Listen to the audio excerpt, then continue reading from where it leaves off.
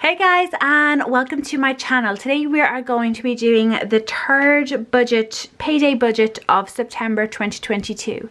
So you can see here I have my payday budget planner, and I've been using this since the start of September. I am loving it. It's keeping me in check, even though sometimes the check isn't great. It's in an A6 size binder, which is great for utilizing it for my cash envelopes, but also, you know, just to utilize it for this as well, because, you know, it is multi-purpose. So we have the payday budget here, and something I actually forgot to do in my last video was just to let people know what actually came out. So the gas did come out and the Virgin Media did come out, but Gomo hasn't come out. Gomo did come out, sorry. It did come out, but not on this date here. It came out on the 14th. So I'm not sure why there's always a difference. $9.99. So this week again we have payday, which is today, Thursday, and we should have a Netflix payment coming out later this week, and that should be it for this paycheck. So you can see if we go through my payday budget planner here, we have the first paycheck of the month and then some spending for last week's budget, and then this is where I'm going to add this new payday budget. So you can see it's the exact same. It's over 3 pages front and back, and then it has an extra spending tracker sheet here as well. So it's going to fit into this area here, but I just noticed that I haven't punched it. So let's do that.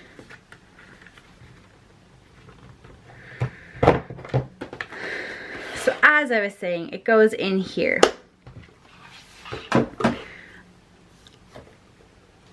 So that's that. We then have an extra spending here, and then we have our spending check-in. So we've week 1 and week 2 done. As you can see, there is overspending, which are these highlighted areas in yellow here. We have 3, 4, 5 if there's 5, and then the total for the month. Then at the back we have the savings challenge here. So let's take this out and let's work out, zoom you in as well. So let's work out the budget for this week. So first of all, I need to know what the date is. The 15th of September 22. Okay, so this week we just have one income coming in, which is Robert.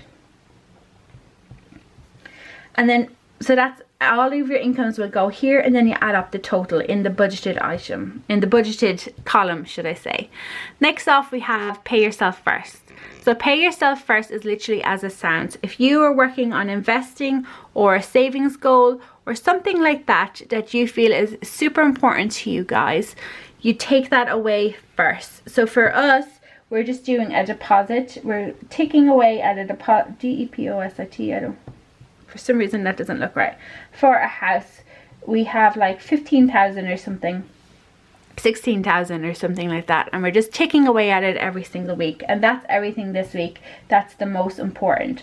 So you take it away from your income, take away the total of this first, and then you budget out the rest of your expenses, and that's, I think, the best way to do it, because then at least you're always adding to that goal, contributing to your future. So then we have B, which is the essential expenses. So they are things that keep you alive, keep you warm, keep you well. So like, for instance, we have rent. So your rent or your mortgage will go there. Then you have your utilities. So utilities, gas, electric, oil, whatever it is that is your utilities.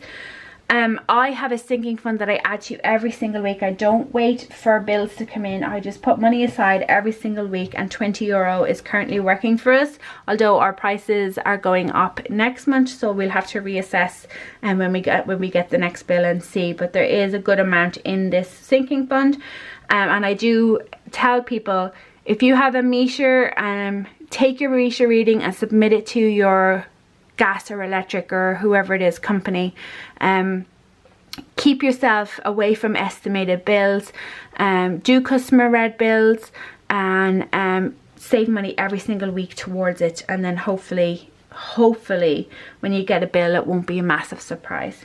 Next up we have our food shopping. So we're adding €100 to it, like every week. Next up we have fuel. So Robert has a petrol motorbike and we have a diesel car as well. So we're doing €40.50, which is a bit random, but that's what we're doing. Then we have clothing. So in clothing we're adding €5. So again, these are things that keep you safe and warm and clean and happy and healthy, those sorts of things. Things that if you lost your job, you'd need to keep yourself ticking over. And you'd have to get rid of everything else. These are the areas I think that are the most important. So keeping a house over your head, keep yourself warm and the lights on, eating food, fuel for your car and for your job, or for school, clothing because you need to have some clothes, obviously you'd make do with what you have, but you know, just in case. And then medical because everybody needs medical. So again, you'd add up the total of this here, and then you'd take away this amount from the total here, and you'd end up with the amount down there. So then we flick over to the next page and we have annual costs. So annual costs are things that come up every single year, and you're best off just saving for them throughout the year as to not ignore them. So we have our car and motorbike insurance. So we put €5 every single week into that. Some weeks we put more, it just depends. But €5 just to keep it ticking over.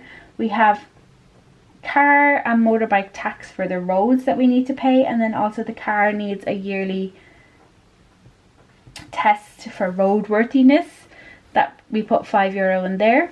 Christmas is coming pretty quickly, and because we are overspending in all of the areas, if you go back to last week's video you will see that I can't put as much as I want into here, so we're just ticking it over right now with €50. School, again, it's just something really small just to keep it building up. Birthdays, there's always somebody's birthday. And then we have car maintenance and motorbike maintenance. And usually I put €10 in here, but again, because of some overspending, I just need to put €5 in there this week.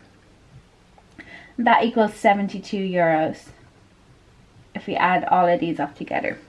So then you'd take the total that you'd have down here in the remaining, take away the 72, and you'd end up with a new total. Then if you have any debt, this is the area that you put it. Minimum payments, and then if there's any extra debt payments, you can put it in here as well. Then we have the nice things. So out of your budget, out of your money that you've got in this week, you've paid yourself first, you've done your essential items to keep, you know, warm, happy and all that sort of stuff, with a roof over your head. Then you've done the annual things that you know are coming, that you can't put off, you're going to have to pay them sometime during the year, they go there. Then you paid off your debt because you owe that money to people, and they'll come looking for that money eventually if you don't start to pay them. Then we have the nice things, so everything else that essentially if you lost your job you probably could live without. I don't think I'd be able to live without broadband, but I just kind of have it in here for right now. And again, our broadband bill is split over 4 weeks, and then obviously then our phones as well. And again, that's an area I don't think that we would be able to live without, but for right now I'm saying that we could, because they're €20 a month for both of them, you know. And again, we just split that over the weeks.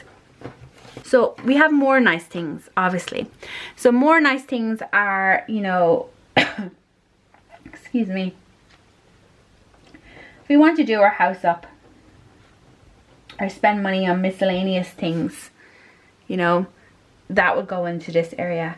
We did have some overages from last week. which if you go to my check-in, my last video, you will see that. So we have 26.25 going in there. Myself and Robert take a little bit of money to spend out on lunches.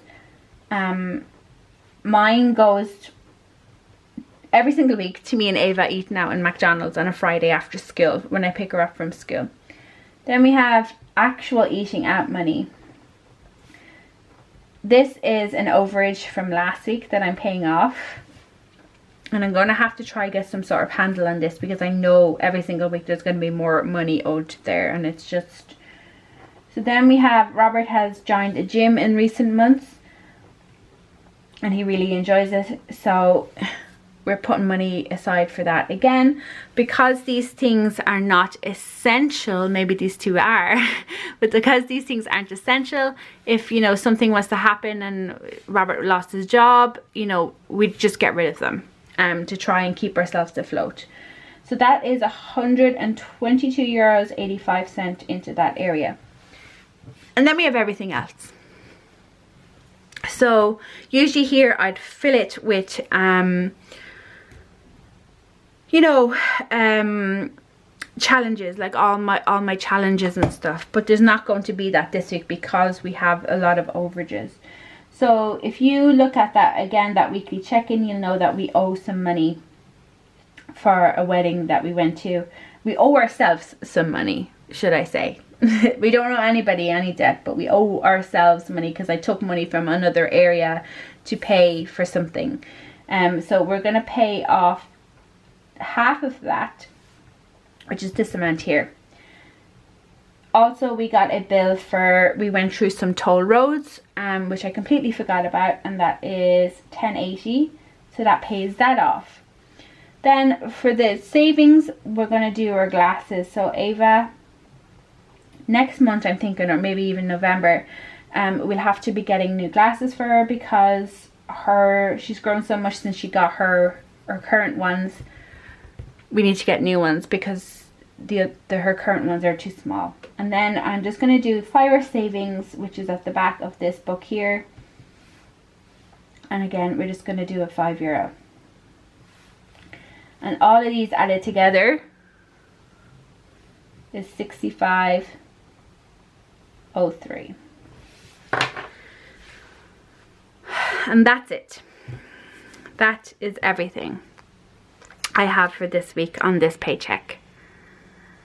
As I said, and you heard me saying a lot throughout this, we have overages in a number of areas, which means that I can't put on as much money as I want towards Christmas. We can't put as much money as we wanted towards the maintenance. You know, there's overages on this, there's overages on eating out, there was overages on lots of different areas, and it's something that I'm going to have to really sit down and think about, because we can't continue like this. As I said in the last video, budgeting in this way is great. Tracking your spending is amazing. Recapping it and knowing that you have overspent in areas is... Knowledge is power in this game. Knowledge is power when it comes to your finances, but you then have to do something with your knowledge, and that means changing the way that we use our money, which is why I want to do this, which is why I've gone back to basics, why I've formulated this A6 payday budget planner, so I can see really and truly and put it out there for everybody else to see how much we overspend in certain areas. And that will, you know, create a frequency in me that will shift again how we think of money. When we started, we have come a very long way over those 5-6 years since we started budgeting. We have a lot more money. We have no debt now. You know, Robert gets paid more money. I for a long time had a job, and we could build up a bulk of our savings. But this payday budget here is it for this week, for the third week. And again, it's a learning curve.